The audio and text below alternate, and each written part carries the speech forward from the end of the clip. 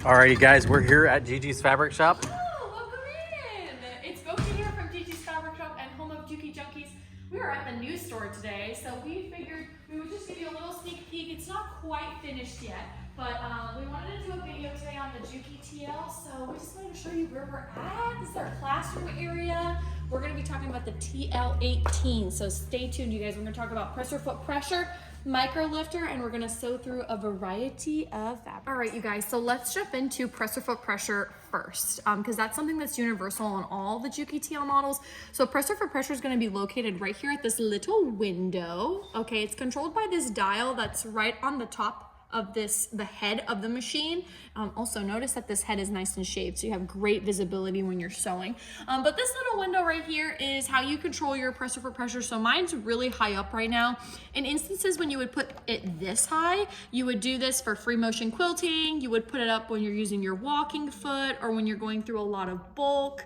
That's basically why I put mine up. For regular piecing, depending on what you're piecing, if you're working with 2 layers of cotton, I usually like to put mine about halfway or like 1 notch above.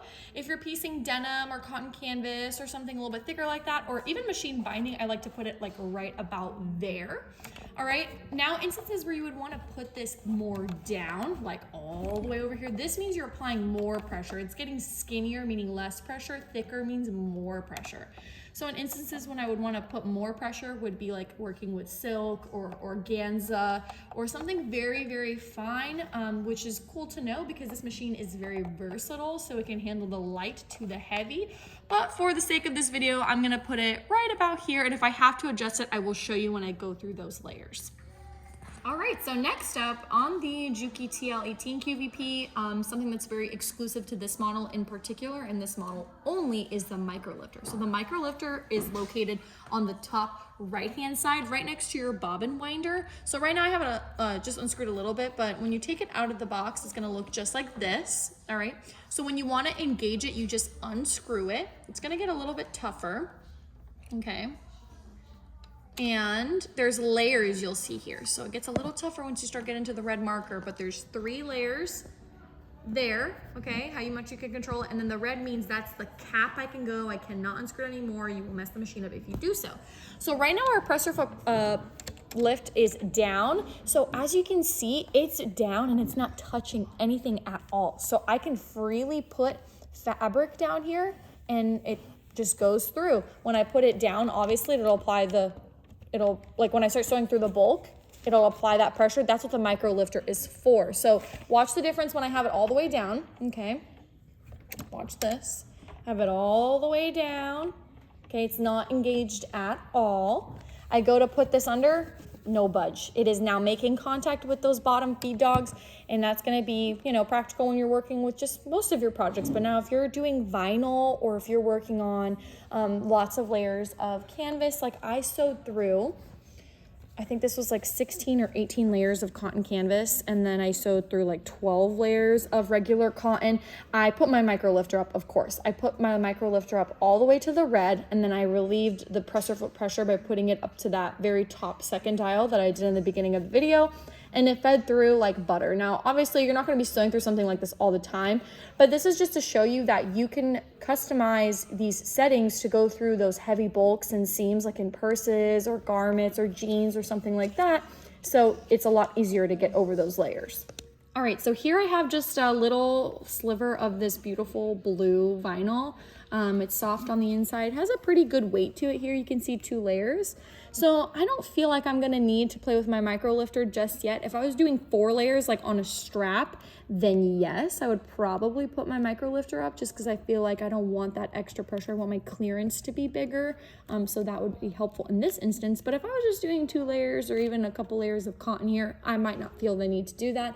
I would just control my presser foot pressure. So let's go up here really quick. I have my presser foot pressure up kind of like there, maybe like what, 3/4 of the way, a little bit more up than that. It's not quite And middle. it's the blue line, if you guys are wondering. Yeah, so here, actually, if you open this, that blue, it's that little blue line. is that showing you where you're at in the little pyramid. Okay, so I'm gonna keep it there.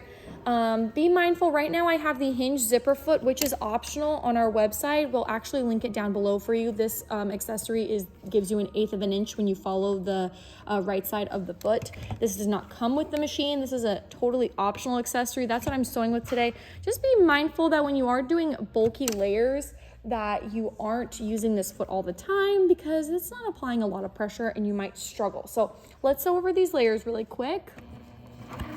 I have a 90-14 needle on here right now. If I was doing anything heavier, I would probably want to switch to a 16. But look at that amazing stitch quality. This looks absolutely phenomenal. They're defined. They are filling in those holes perfectly because I'm using the right size needle. And I had no struggle whatsoever sewing this through without the Microlifter, just adjusting presser foot pressure. All right, so let me show you an example of bad presser foot pressure. So here I have put the presser foot pressure down more, so I have increased it. Basically, I've made it have more pressure. I haven't taken it off, I haven't decreased it. So watch what happens to this vinyl when I do that, okay? Watch how the tension's gonna suffer and watch how it curls as I'm sewing, okay? See the back, how it's curling? I'm applying a tremendous amount of pressure. And it's not even when you sew too. Yeah, it's not even. The backside still looks okay, but it's definitely gonna be a hit or miss when you're sewing with that much pressure. Your stitch quality is definitely gonna suffer. You know, might not have as much consistency. And it's gonna curl it, make it uneven. You don't need to be applying that much pressure to something that has bulk like this. You can see that it's just uneven. It's kind of wonky now. It's really uneven and it's wrinkly. Yeah, so it's just kind of made it curl up like this, where when I was just sewing with the two, I did just fine because I had just the right amount of pressure. All right, next up, I'm gonna use this kind of heavy chevron denim. It actually has a pretty good thickness to it. You can see here from how I'm holding it that it's pretty stiff. You kind of hear it too. Yeah, it's rough. It's definitely heavy duty kind of stuff. So here I have 6 layers of it, okay? And let's just say I put my presser, I have to put this up. Wouldn't dare sew that much with as much presser foot pressure as we had on that other video. So let's just put it like how I kind of had it with the vinyl, kind of like halfway, okay? Now I'm gonna sew through it. And your Microlifter is all the way down? My Microlifter is all the way down, and I have my stitch length at about 4 right now, okay? You see, watch that, watch. You see it's kind of hesitating a little bit. You see how the needle's going zoom? So I'm sewing through it, right? But how I'm gonna alleviate that pressure is I'm gonna put a stronger needle, okay? But I'm also going to put my Microlifter up so I have more clearance for this bulk to go through. The stitches look great, they're not suffering at all, but if I don't wanna feel like I'm pushing the machine to its limits and then I'm overworking it, I'm gonna put my Microlifter up a little bit. So I'm gonna put this down. I'm going to engage my Microlifter. Okay, watch it go up a little bit. Okay, put it right there. I don't have it all the way to the red, I have it to about the 3rd marker.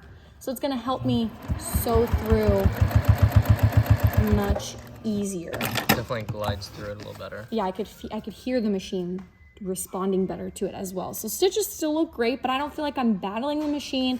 I don't feel like I'm struggling. If you are someone who works with bulk, you definitely need to get the thick throat plate. We're gonna link that in the description as well. Right now, if you zoom into my plate, you can see my regular plate definitely has taken a little bit of a beating. So it's definitely gonna be time to replace it soon because that's gonna cause tension issues down the line. But you definitely wanna be using that thick throat plate to avoid having this kind of thing happen to yours. You can see the needle, where the needle hit around the hole. Yeah, you can see all the little burrs that are going on there. It might not cause problems now, but it will later. So now let me show you how to work with just a couple layers of cotton like most of us do. Alrighty, you guys, so now we're just gonna focus on 2 layers of cotton, even 4 layers of cotton like when you're piecing. But I do wanna take a quick little break to tell you guys how important it is to make sure you guys are cleaning your machine. It's very important that you guys know how to do that, so make sure you guys check out our video on how to clean the Juki TL series.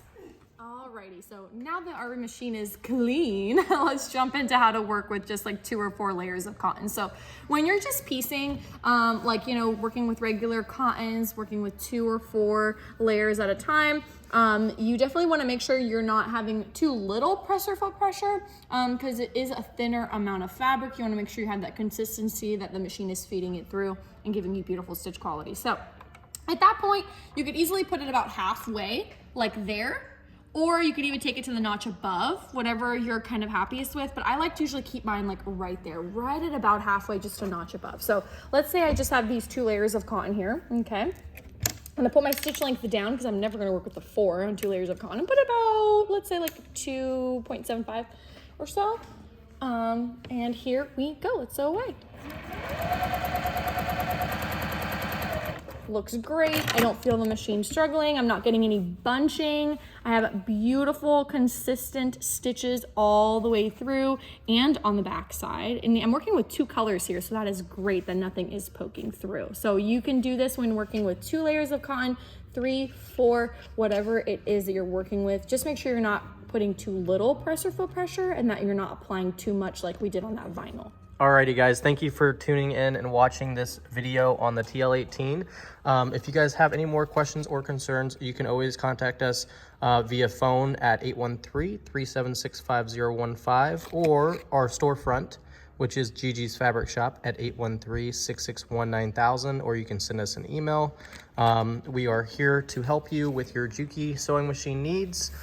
We also want to let you know that we are going to put the link in the description for the hinge zipper foot, the thick throat plate, and the cleaning video on this machine. Don't forget to clean your machines. Of course, that was a fake cockroach that fell out, but we actually have found dead lizards inside of machines, so it is not a joke. You do need to make sure that you are cleaning your machines and on a regular basis, you know, and just keep them nice and tidy. Thanks for watching.